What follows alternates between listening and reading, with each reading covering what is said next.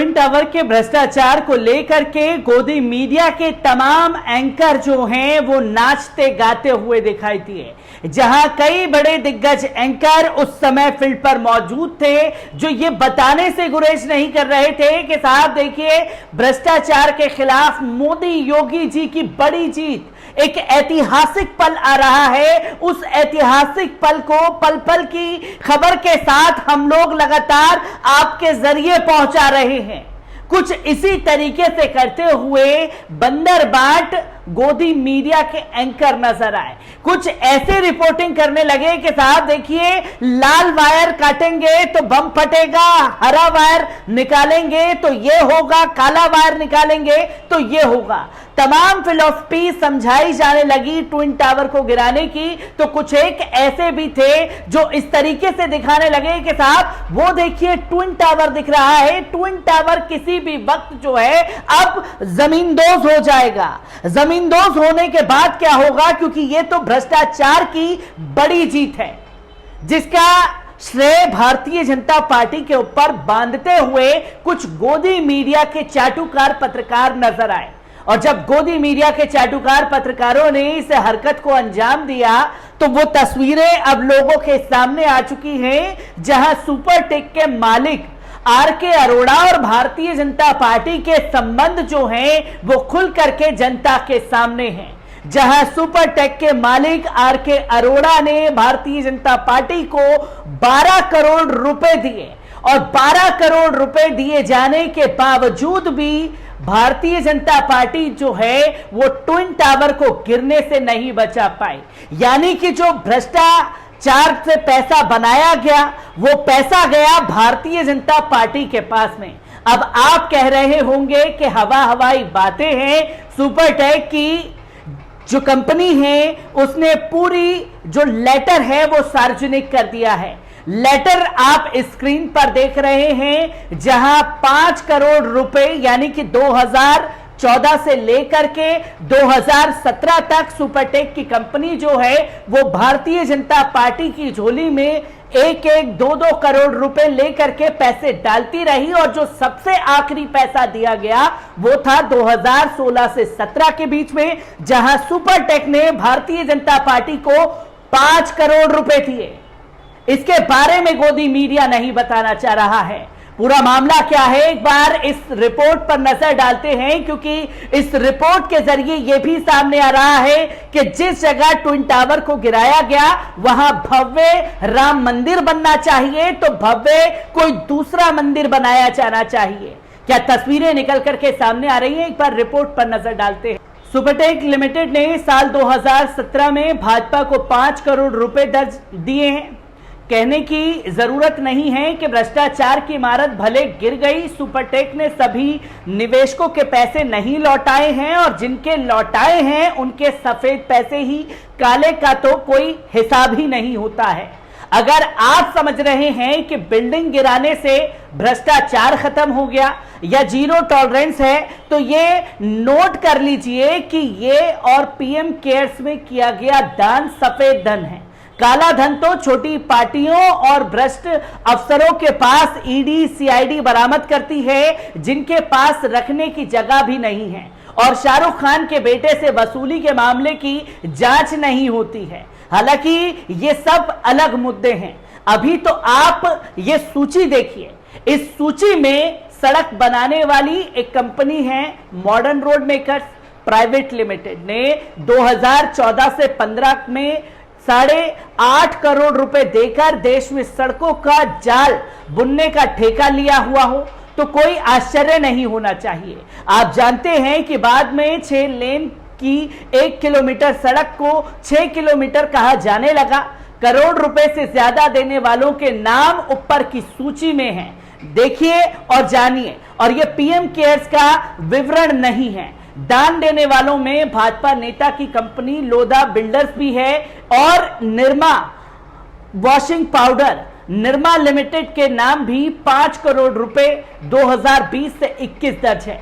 Hero limited मंजुल sales ने भी 5-5 करोड़ रुपए दिए हैं। तो वहीं स्टरटाइल इंडस्ट्रीज ने 2013 से 14 और मुथूट फाइनेंस ने 2019-20 में 4 करोड़ रुपए देने, और बिल्डर्स और रियल्टर तो कई हैं, कई अनजाने से नाम भी हैं। कोई लॉरेंस ऑन टर्बो का नाम देखकर आश्चर्य हुआ।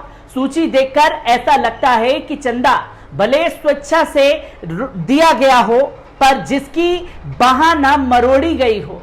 ऐसे में गाजियाबाद का मेवाड़ विश्वविद्यालय 2019-20 भी 2 करोड़ रुपए देने वालों में है। अपना जाना पहचाना तिहाड़ी माफ कीजिएगा एंटरटेनमेंट एंटरप्राइजेस भी 2016 में 2 करोड़ रुपए देने वालों में है। कंपनियों में लगता है सबसे ज्यादा चंदा बार में आईटीसी लिमिटेड ने दिया 30 करोड़ रुपए से ऊपर का यह दान 2019-20 का, और कंपनी के नाम 17 करोड़ रुपए की राशि है। अब आपको बता दें कि उत्तर प्रदेश के नोएडा बना ट्विन टावर ध्वस्त हो चुका है। उसके बाद वहां क्या बनाया जाएगा, इस बात को लेकर आरडब्ल्यू की मीटिंग बुलाई गई। यह फैसला लिया गया कि वहां पर एक भव्य मंदिर का निर्माण कराया जाएगा, जहां पर रामलला और भोलेनाथ साथ अन्य भगवानों की मूर्तियों को स्थापित किया जाएगा। साथ ही साथ बच्चों के खेलने के लिए एक पार्क भी बनाया जाएगा, जिसमें हरियाली पर विशेष ध्यान दिया जाएगा।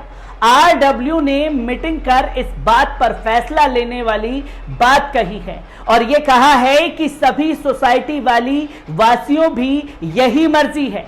हालांकि सबसे बड़ी बात यह है कि अभी तक सुपरटेक के एमरोड टावर के हैंडओवर सोसाइटी को नहीं हुआ है। अभी भी मालिकाना हक बिल्डर का है।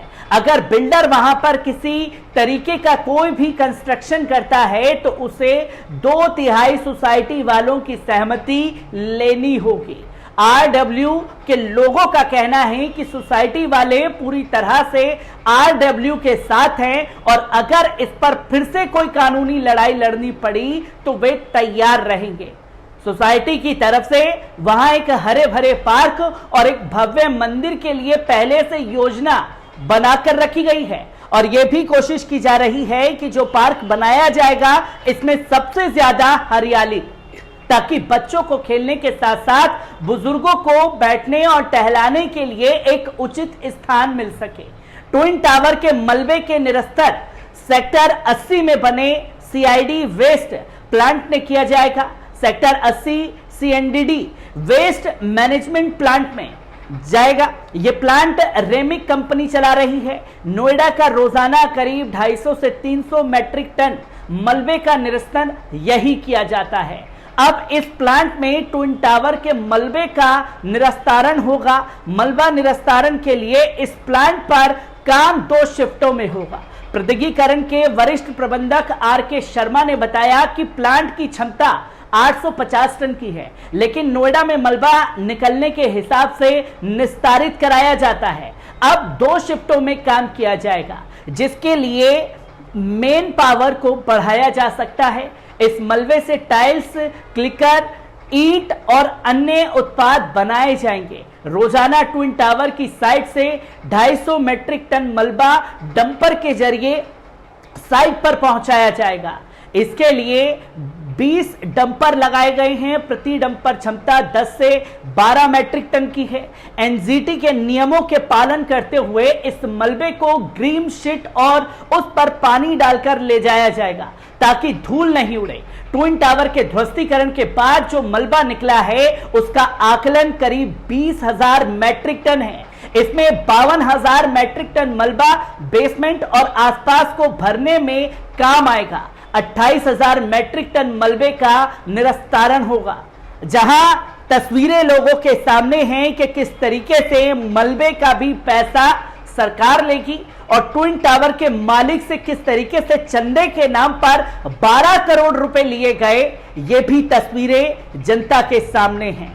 तो जो भ्रष्टाचार का राग अलाप रहे हैं, अगर भ्रष्टाचार से पैसा सुपरटेक के मालिक आर.के. अरोड़ा ने कमाया तो वो 12 करोड़ रुपए काला धन था या सफेद धन, इसका खुलासा भारतीय जनता पार्टी के नेताओं को करना पड़ेगा।